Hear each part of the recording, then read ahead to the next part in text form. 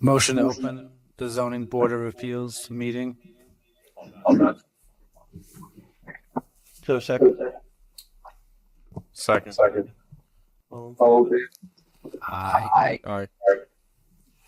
I'll entertain a motion to open case number 419. Second. So moved. And then on the second. All in favor? Aye. Can we do something about this feedback? All right. No. Okay. Good. It's working. All right.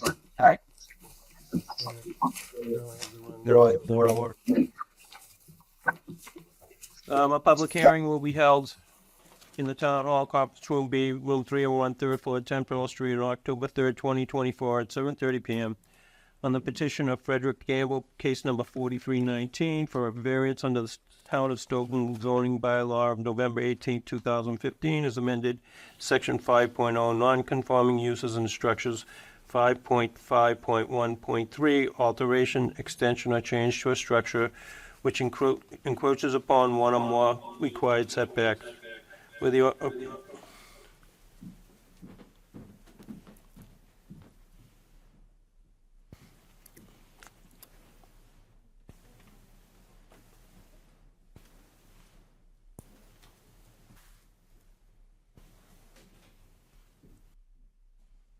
all set? With the alteration will otherwise comply with all current setback, yard, building coverage, and building height requirements, provided, however, that the extension of the main front, side, or rear wall, exclusive of any bays, porches, or other minor extensions at or along the same non-conforming distance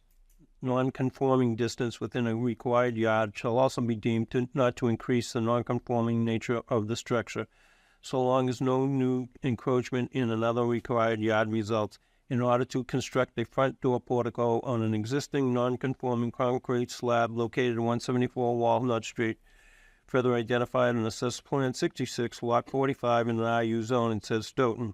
Any persons desiring to receive further notice concerning this petition as provided by the General Rules of Zoning Board of Appeals should file a written request containing his or her name and the address of the board. The petitioner or his representative or any other person desiring to be heard on this matter should appear at the time, place, design, signed Chairman, Rep. Pro Chairman, and it was in the September 18th and September 25th Patriot Ledger Daily. I'd like to make a motion to waive the reading of the abutters to take the question, answer to question 8 as written. Second. All in favor? Aye. Is that you? Yes, I do. Come on up, take a seat. Right there. I want to be his wife's sister and co-owner of the house, my Mr. Gamble. I just need who's ever talking to. Well, I've been doing the paperwork thus far, so. You got to talk into the microphone. Okay. So first, say your name and My name's Fred Gamble, where do you live? 174 Walnut Street, Stoughton. Okay. So go ahead. What do you want to do?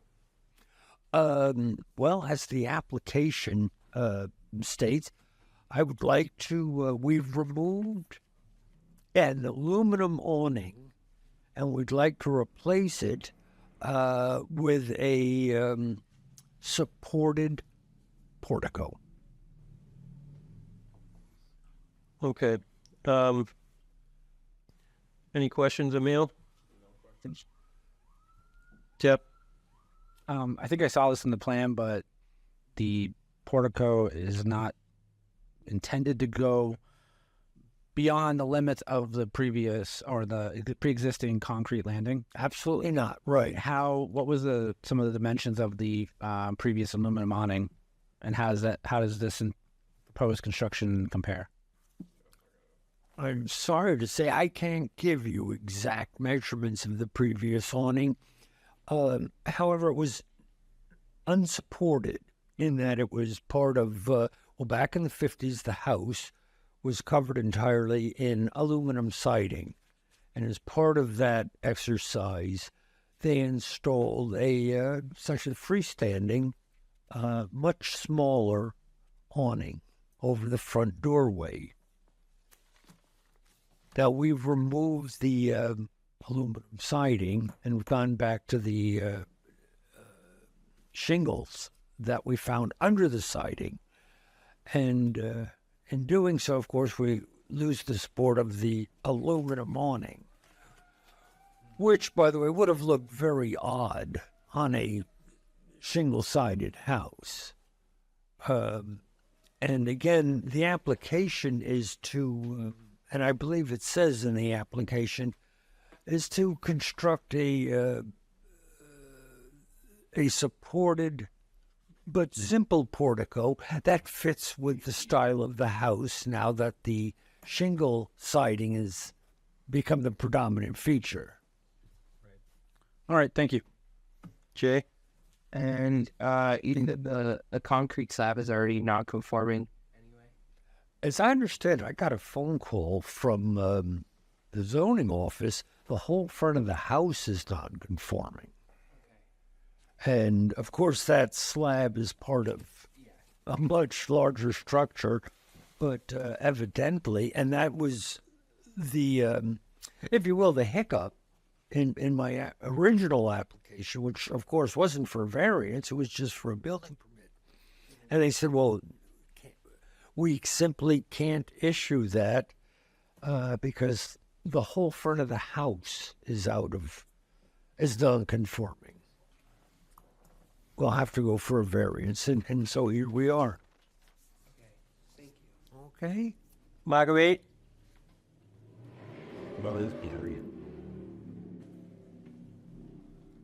Mark, oh, the.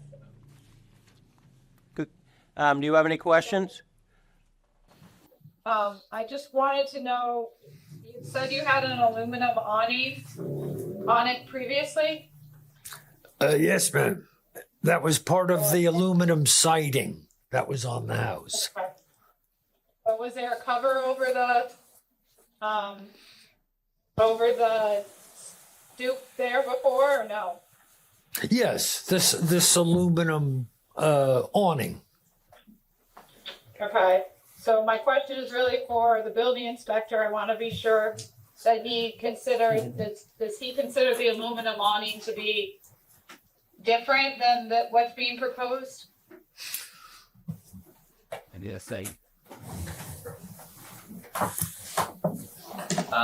Marguerite, after you and I had discussed this, so I don't think I think that they can be considered the same. I don't know what the aluminum awning is because it's gone, but it served the same purpose as what he's trying to build. So yeah. Well, I'm asking a question more for the record, Jack. I know you and I discussed this, but I just want to know if it was there before and it was considered to be a structural extension of the house, then I do have other questions. But if it wasn't considered a structural extension of the house, then I understand why you're treating this one differently. Right. So there was no structure to it. It was an existing non-conforming awning that, like a window awning, it had no structure to it. It was over the existing non-conforming landing. Okay, but the landing, putting this structural cover over the landing now, you believe is going to make it more non-conforming than it already is? Than it is now currently, yeah. Okay, those are my questions. Yeah. I'm sorry I signed on late. Did you talk about the section 6 finding? No, we Not didn't. yet. No, we just opened the meeting, Marguerite. The only thing you missed was me reading the case into the record. Got it. Okay. So I guess my comment is more just that I don't believe a variance is the appropriate way to go for this. Under our zoning bylaw, I think we need to make a finding under section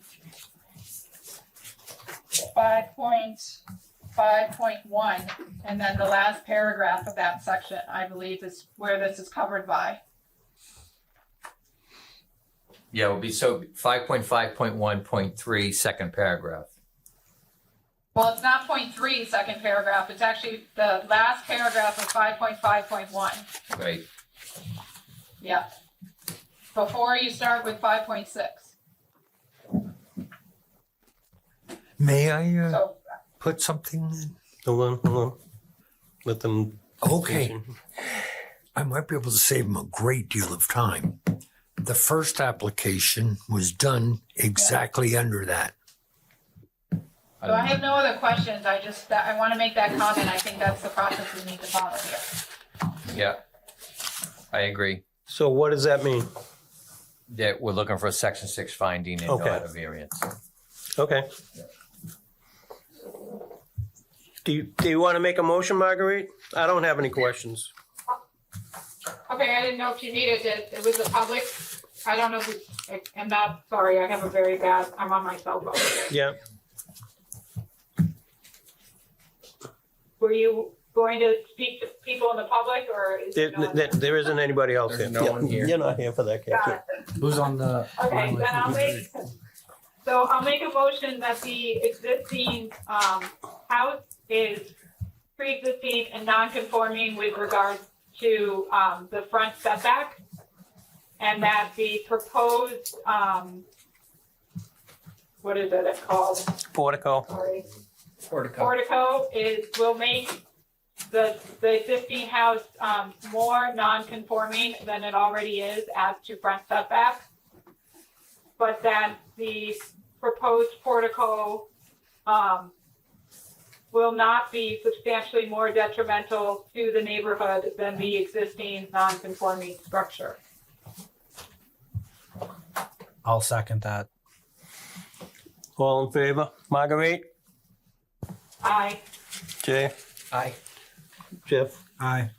Emil? Aye. And it's unanimous.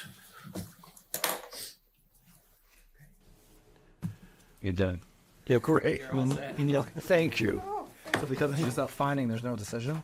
It's just a section 6 finding. That's easy. All Yeah. right. If you have my original applications before the variance, I think you'll find it was exactly under what the lady was addressed. Yeah, we only have this one. Just the latest, the variance.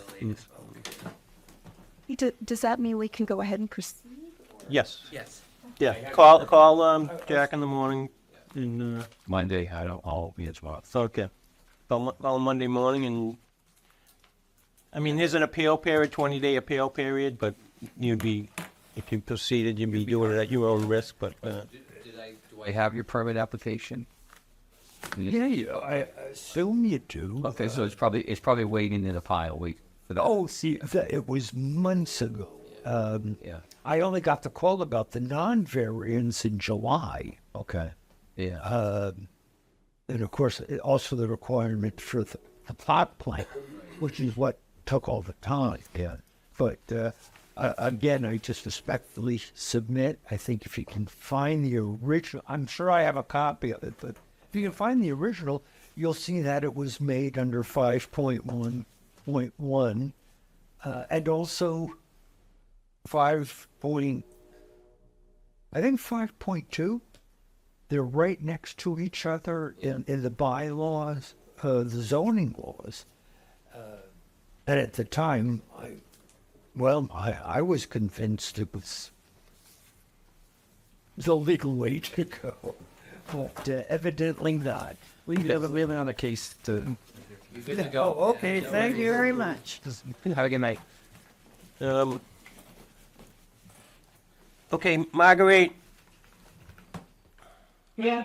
On this next case, can I chair it even though I'm not sitting on it?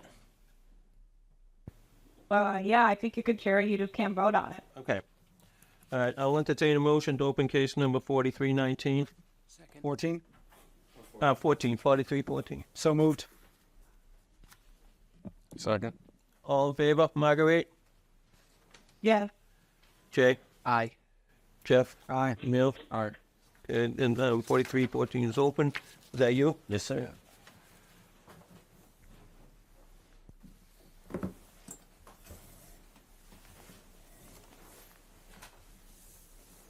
do you have anything new to add to this?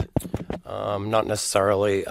This got continued from last time because Jack was not present. He had some family issues he had to attend to, but we thought it was necessary for him to attend, seeing he kind of issued the restriction on it. So we were kind of looking for, I think everyone was kind of looking for his input on the matter for tonight.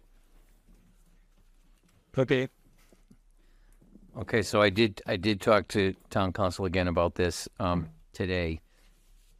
I have a few options, and one is that we can continue this until it's tied in with the ADUs in May. I think we just talked about this, right? Yeah. So basically, Marguerite, what we talked about was the fact that that the ADU law that came into effect, this is going to be tied into Bill Roth's changes that he wants to make at town meeting.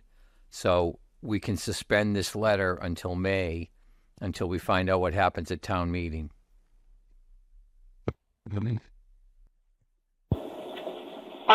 I mean, that makes sense. Does that mean that you're suspending your cease and desist letter? Yes. So then if that's the case, then our petitioner, Mr. Russ, can withdraw, right? Yes. So you would just need to submit a letter to withdraw without prejudice, Mr. Russ.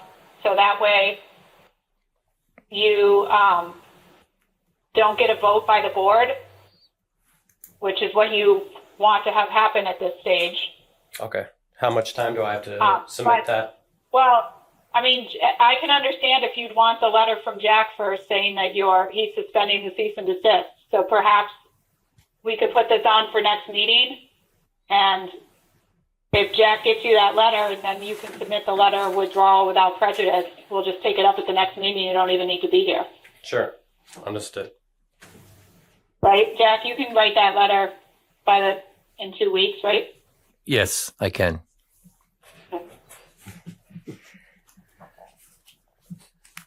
So, okay. Then I'll make a motion to continue to October 17th. Second. all in favor, Marguerite? Yes.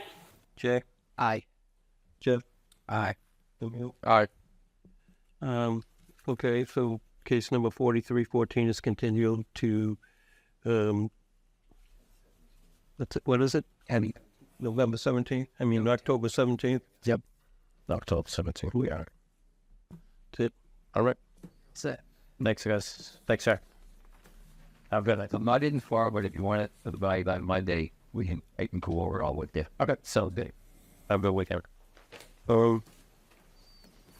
Having nothing else on the agenda, I'll entertain a motion to adjourn. Motion to adjourn. All in favor, Marguerite? Aye. Jay? Aye. Jeff? Aye. Emil? Aye. We are adjourned.